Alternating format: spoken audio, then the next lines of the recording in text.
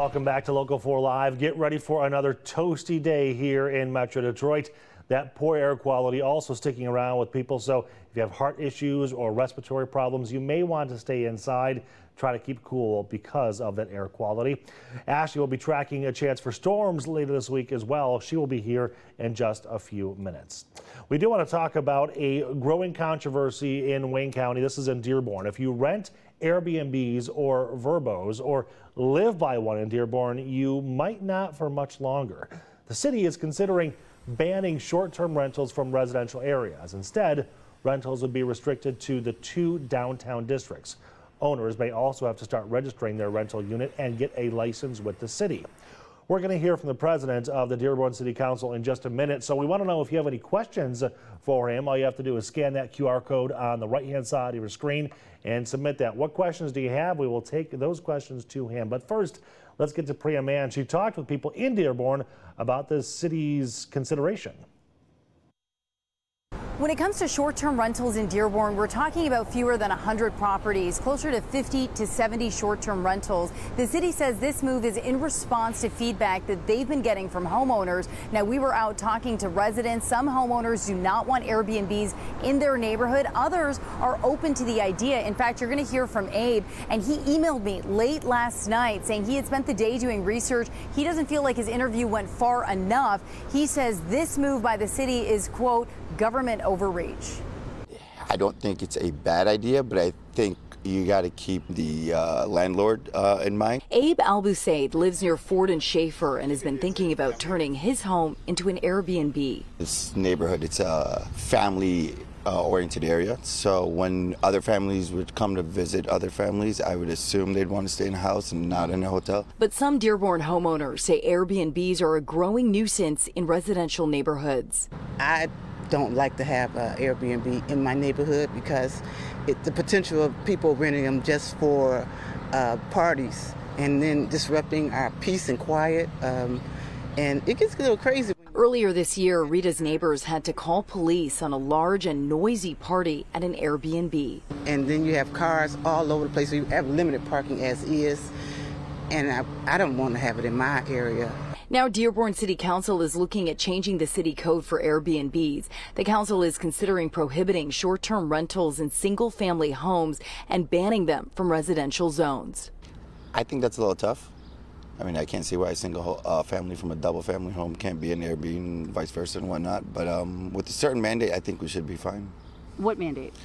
Within certain restrictions, obviously, if you're, if it's a repeat offender where, this house is utilized for block parties over and over or something like that you're seeing, definitely should be a little bit of city interference in that.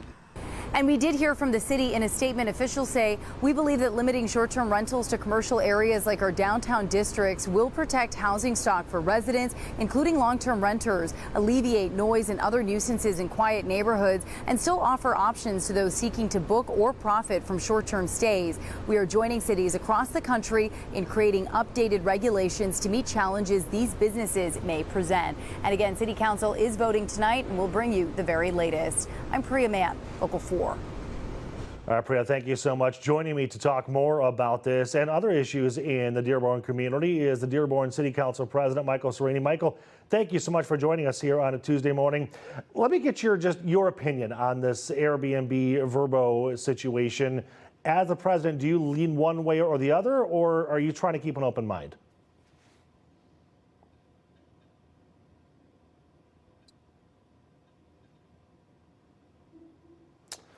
Michael, can you hear us? Sorry, I can hear you now. I couldn't hear you before. There we go. Okay, I'll ask the question again. As the council president, are you on the fence about this issue, or are you leaning one way or the other already? Well, for me, I think I've researched the issue. It's been a long time coming. We've been working on it for some time. We also spoke with our state legislatures on proposed bills that was happening before. And from our residents, as far as for me, they made it very clear. I mean, a residential neighborhood is a residential neighborhood.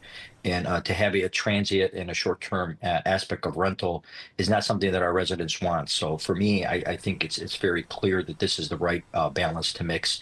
Still protecting these type of situations for short-term rentals but more in our downtown districts and the zoning aspect. So Gotcha. that's the way I believe it should be done. Now, some of the people that we've talked to and that I read some articles on the other side of it, the folks who are owning these properties and then renting them out, their arguments are, number one, it's my property. I should be able to do what I want with it. But number two, they say usually these are families that are in town to visit other family members or here for weddings or religious events, and they're not usually a loud party situation.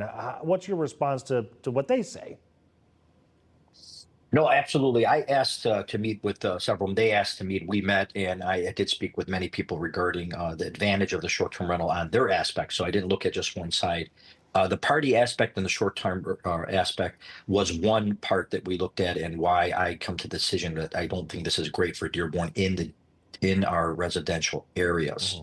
But more importantly, as far as the property and what you can do with the property, absolutely, property rights are sacred, here in our country, and of course, it's their property. The issue is that you also have to live next to other people, and there's neighbors, and it's a neighborhood, and that's why we believe the zoning approach to this, to zone this more towards the downtown areas where people are more likely to frequent restaurants and other places when they're here in town, whether they're here for a medical procedure or they're here for a short term. But the aspect of renting a place and not having an ownership aspect to it for a very short 1 or 2 days causes problems in our neighborhoods. Gotcha.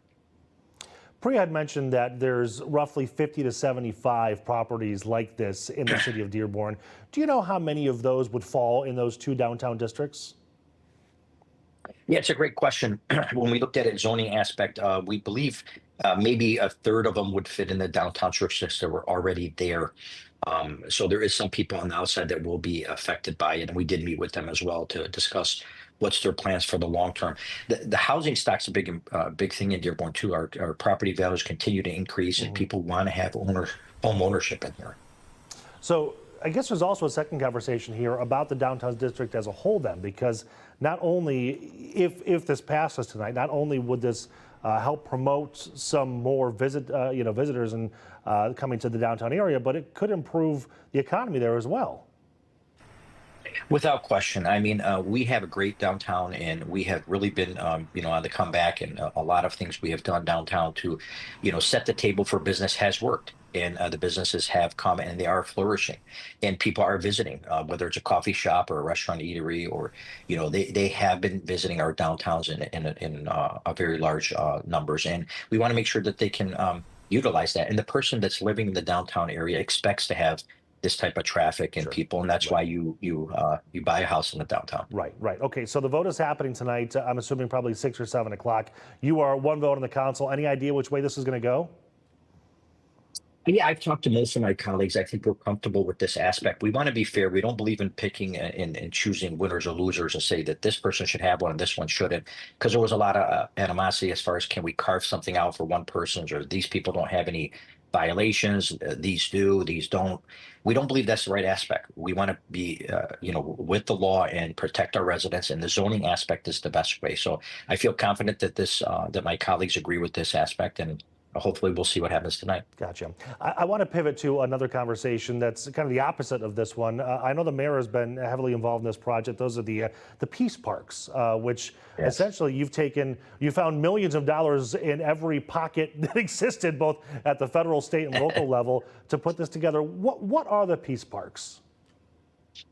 Well, it's what we did is, if that shot you have on the screen, I mean, that was actually a site that was in litigation for many, many years. That was supposed to be a hotel that never got built, that ended up sitting there for at least 15, 20 years. And when the mayor came in, he came to me and said, can we get, the colleagues on the council, can you get them to do a different type of budgeting? I said, well, what kind of budgeting is that? And from the state aspect, what they do, and his experience in the state, was to give him an earmark of a certain amount of money. In this case, it was $10 million of ARPA funds. And they won't be appropriated. They will be appropriated individually, but to give him a bucket so he can go out and use that as leverage. He was able to do that. He was able to go to our county partners and to our state partners and get $20 million more. So we end up having $30 million that we could spend on $10 million of ARPA funds. And we turned in spaces that weren't activated into meeting places, gathering spots for people to come together. We have a great restaurant aspect in our Dearborn and coffee shops, but we needed gathering spaces, and this was places for people to meet, to have events, to have some social gatherings.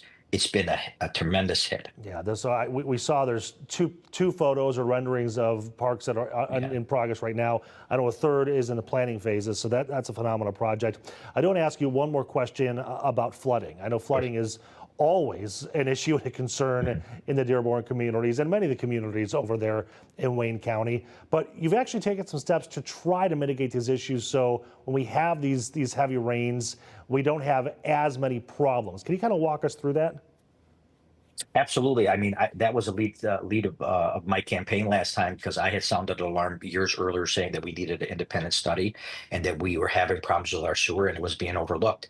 So, I mean, I led that aspect. And for me, what we've done is done what most people do in your normal house. You have to maintain your facilities.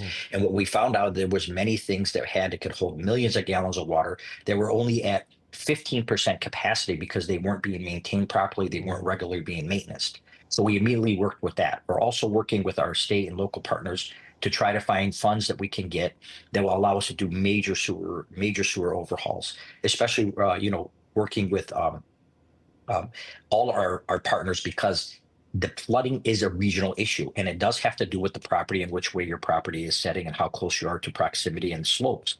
But what we can do is not just sit there and say we're not going to do anything. We actually, another initiative the council brought up, I brought up, and my councils agreed with me completely, was we have 10,000 catch basins that are not regularly maintained that need to be cleaned out, that will allow water to flow through. We've instituted that program, and now we have 2 full-time staffers that are going around and are cleaning these on a regular basis to make sure that we mitigate whatever we can right now. And it has made a difference. We've had some flooding, and we have been able to cure that issue. Oh, Michael, thank you so much for your time this morning. I know you were very busy with all the things happening in Dearborn. I could talk to you for another 2 hours, but the producer says we're out of time. So, Michael, thank you, sir. Thank you. You too. Thanks for having me.